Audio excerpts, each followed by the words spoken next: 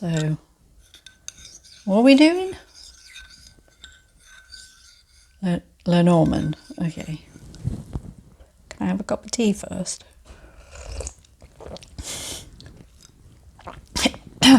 God. Just choke. Brilliant.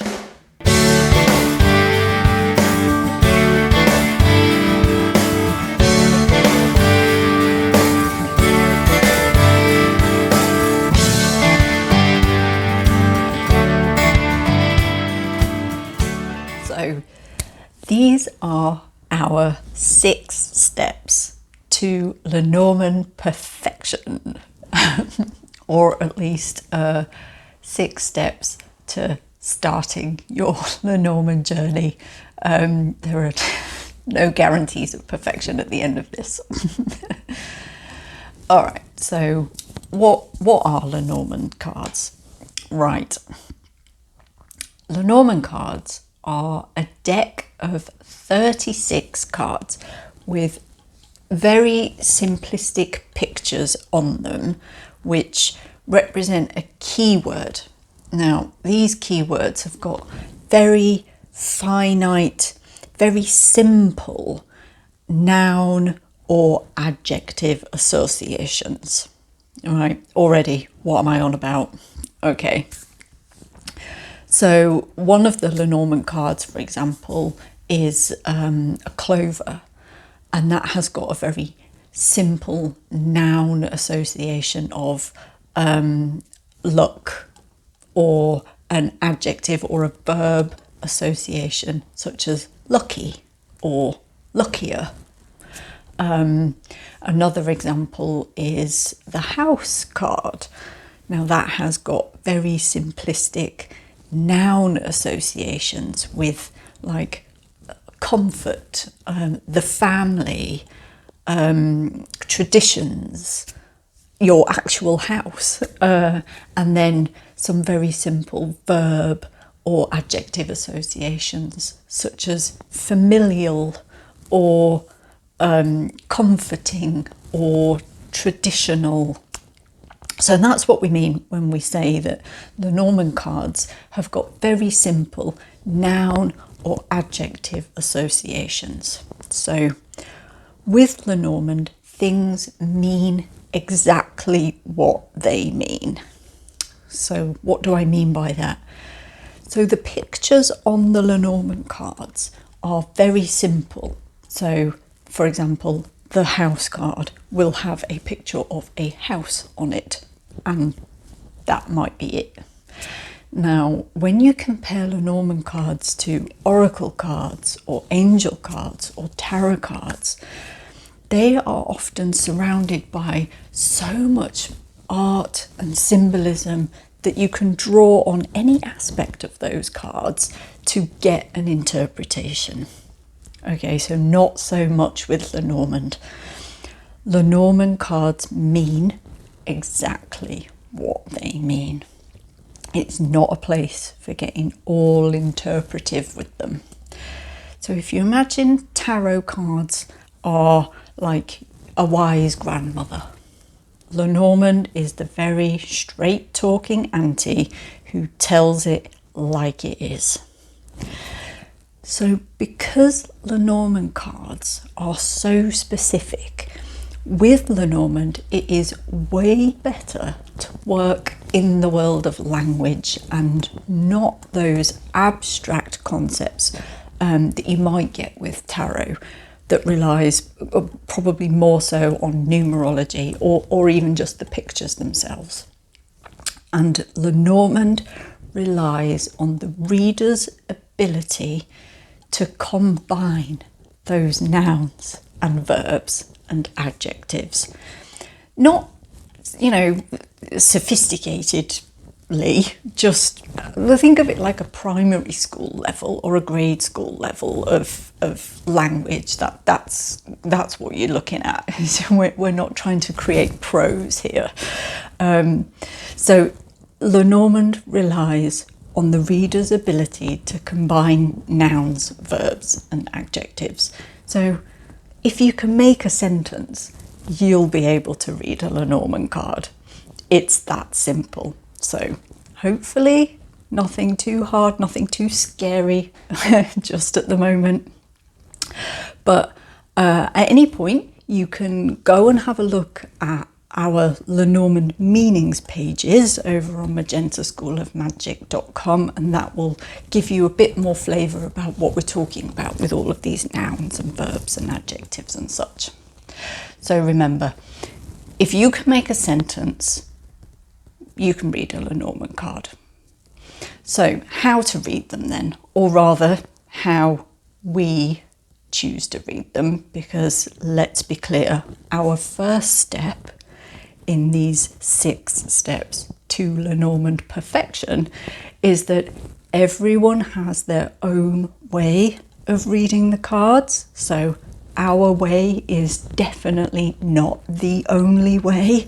And to be honest, it might not feel like it's the right way for you, but that's fine. We will share what we know, and then you can take it forward if it fits with you. And we'll share some thoughts at the end of this about how you might develop the right way for you. So our second step in our 6 steps to Lenormand perfection are questions, questions, questions. So Lenormand cards are very definitely positive, negative, or neutral. And this means that Lenormand is great for asking those yes or no type of closed questions that perhaps tarot backs away from a little bit.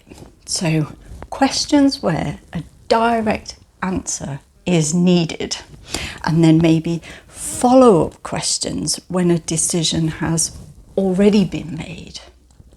That's when Lenormand would be perfect. So what do we mean? Okay, so questions like, when will I do something? You know, when will I blah blah blah, or what will happen if I blah blah blah? What will happen now that I am going to do this thing? So all of those kind of questions, they are welcome with Lenormand. Bring them on. All of them. All of those questions that tarot doesn't want to answer. Bring it on, because there is no fluff with Lenormand. Leave all that fluffy stuff to tarot. Lenormand will tell it like it is. Which brings us on to our third step.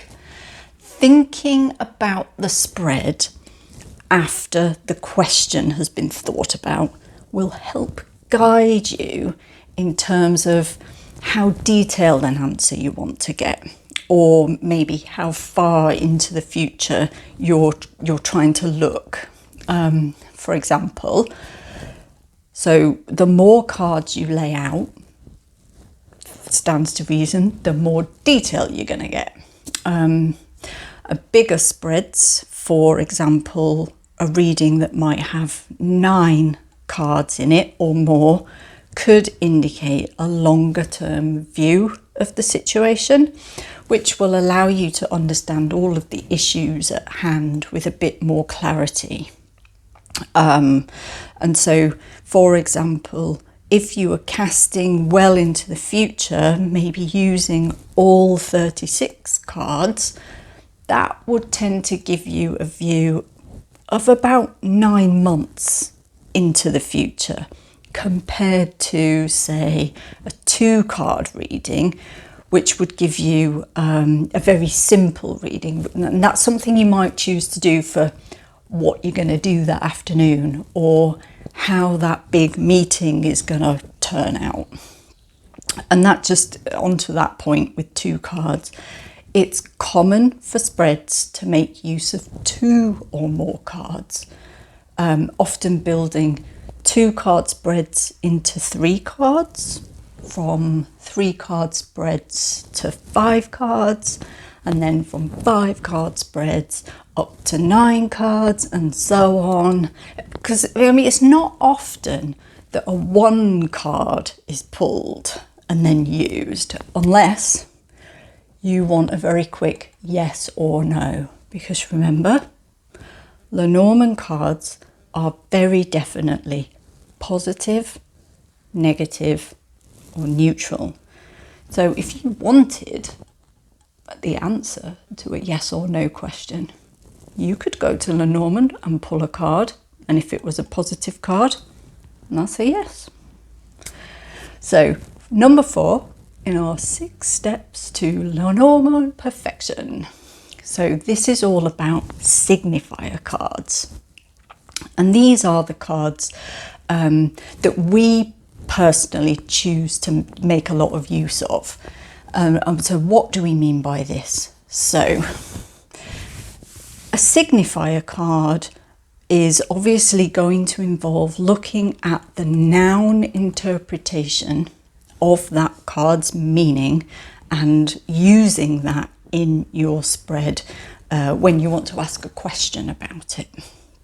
So for example, if we wanted to ask a question about work, we might choose to use the bear card, a card with a picture of a bear on it, which the noun interpretation of that card is all around sort of leader, power, influence. And for us, that might speak to what we do at our job. If it's a question about love, we might choose to use the heart card, which the noun association of that card is all about love and romance.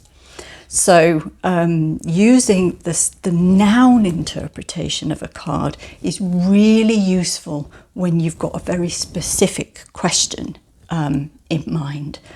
By the way, it's perfectly okay to not use a signifier card. You can just shuffle the deck and literally see what you dealt. That's totally normal, totally fine. Placing the signifier card in the deck and then choosing cards to interpret that noun meaning may help you with your question. So just have a think about that. And we're going to put a pin in it because we're going to come back to it later. So placing the signifier card in your spread and then thinking about which way round the other cards, how you can interpret that noun meaning. And then just pushing onwards to our number 5, nouns, adjectives and verbs. Now, we mentioned in the beginning that Lenormand really relies on the reader's ability to combine nouns with verbs or adjectives to make a little sentence. And so for us, when to use the card as a noun and when to use the card as a verb comes from the question being asked and a little bit of our intuition about the situation and the kind of spread that we've got going on. So like we said before, signifier cards for us are read as the noun meaning wherever they are in the spread. And this is because we use the other cards to bring meaning to that noun. So if we're not using a signifier card, perhaps we're asking a question we don't have a signifier card for, or perhaps we've chosen not to use one, then we might think about the focus card. Now, signifier cards and the focus card, by the way, a focus card is a card that might be at the start of a row of cards, or it might be the one that's in the middle of a row of cards. But that one is the noun version of the meaning. Signifier cards and focus cards. So it's already getting very complicated. So we're down the rabbit hole now.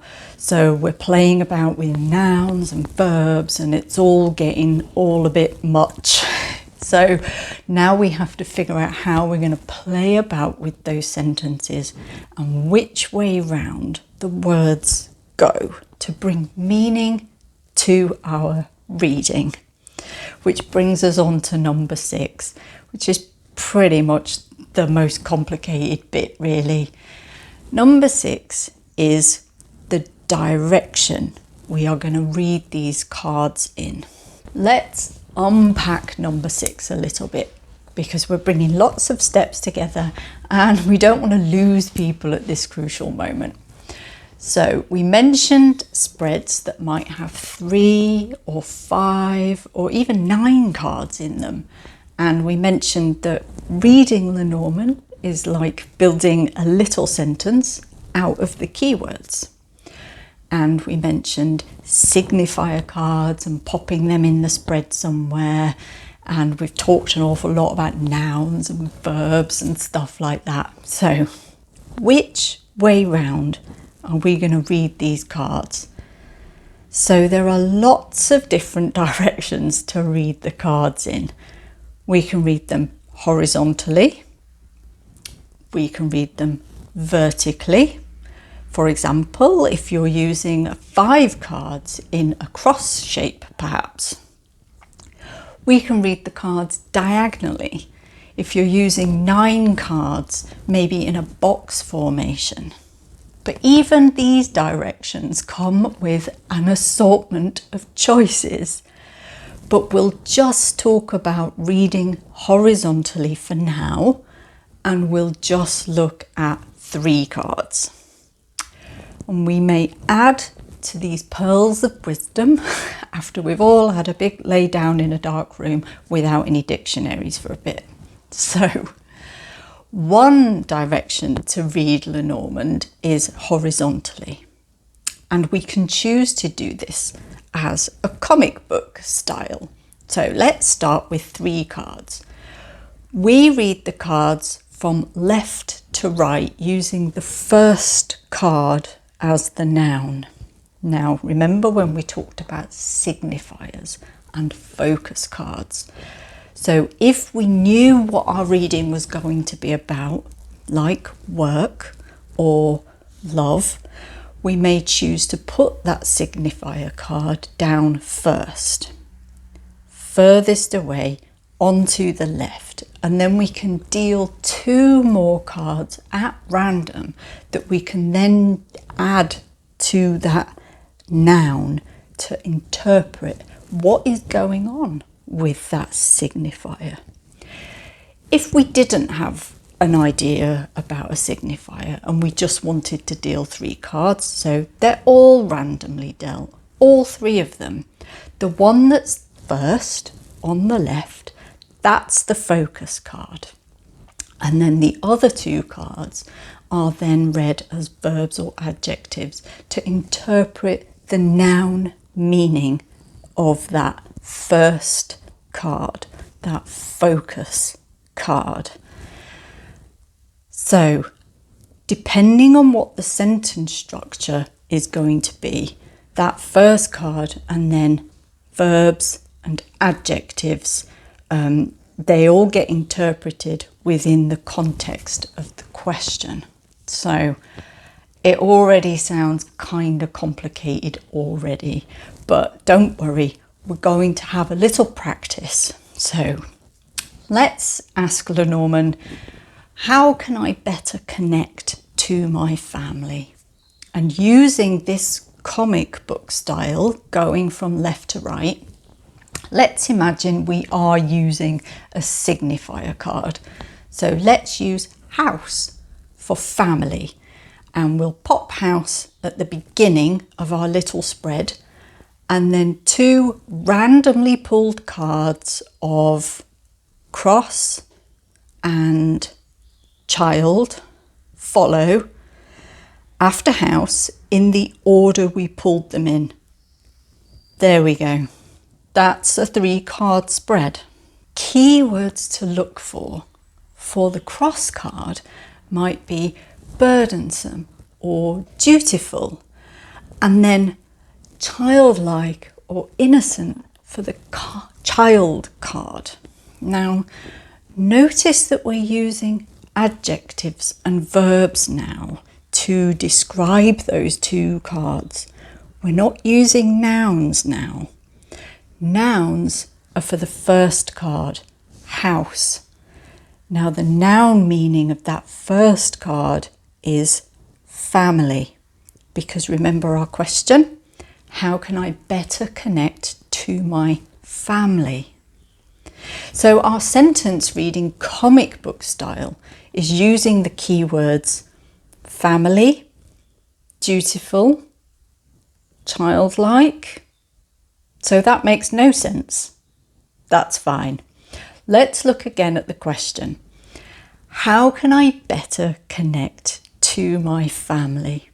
And so we're allowed to add in some little connectives to make our sentence make more sense. And then we can connect more to the reading and we can connect it back to the question. So if we do that for our example, our little sentence now reads, family feels dutiful. Instead, make things childlike, which answers the question about making things better. How can I be better connected to my family? And if the reading comes out as family feels dutiful, instead make things childlike, that's giving you a very stern steer towards what I'm supposed to do to better connect to my family. Make things childlike.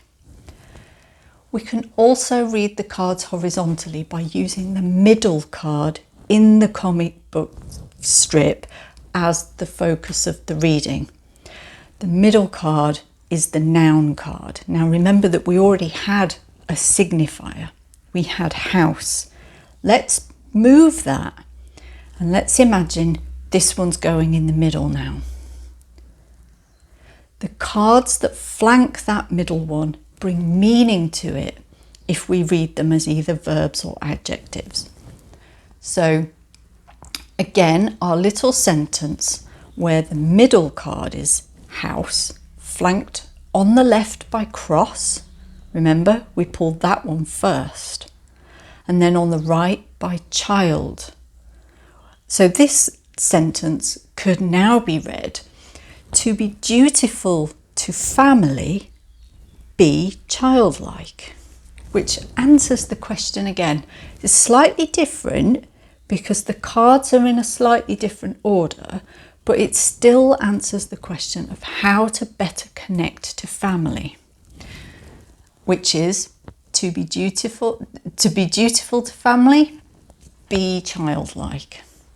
So that's a very firm steer from the Lenormand about how to better connect to family. Be childlike. So that's how we choose to read Lenormand, as a very brief overture. And of course, many people will have a different way to us, and that's totally fine. The most important thing is to figure out your relationship to Lenormand, because that's going to bring you closer to the right way to read Lenormand for you. And so for us, it was definitely all about the order we pull the cards in and remembering that not everything was a noun. And it was all about bringing meaning to those signifiers, bringing meaning to that focus card by having a look at what is the adjective version of this word, what is the verb version of this word, because that for us is what brought meaning to it, rather than just having three cards that were all nouns. It wasn't giving us a richer picture. So we would invite you to start choosing a deck that you like the look of. There's so many out there. For us, we designed our own. But when we first started learning, we just cut out 36 bits of paper and we wrote the words on the back, that is fine. Remember, Lenormand is all about the reader's ability to make a sentence. It's not about fancy pictures and how to interpret the symbolism. It's just about the words. So you can very easily cut up 36 pieces of paper and write bear, tower, fish on the back of those. And you could even add all the different meanings around it, whether it's a verb or a noun or an adjective, and then you can physically place them to make those little sentences. The world is your oyster in learning Lenormand. Another thing you could do to help build a relationship with Lenormand is just to play about with those keywords. Like we said, if you choose to cut up 36 bits of paper and write on the back, just physically move them about.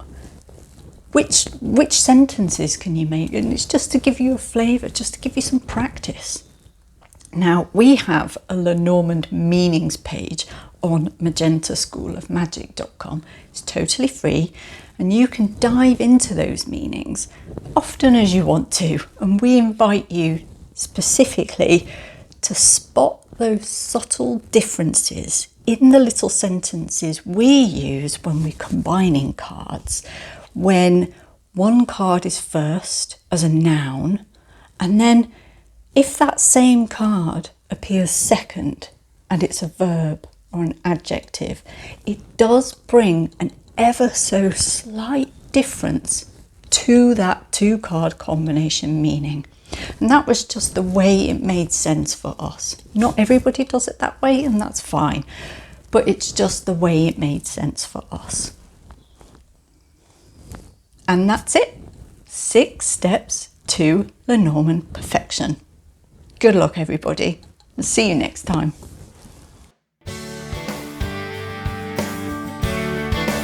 So that's it. That's our show.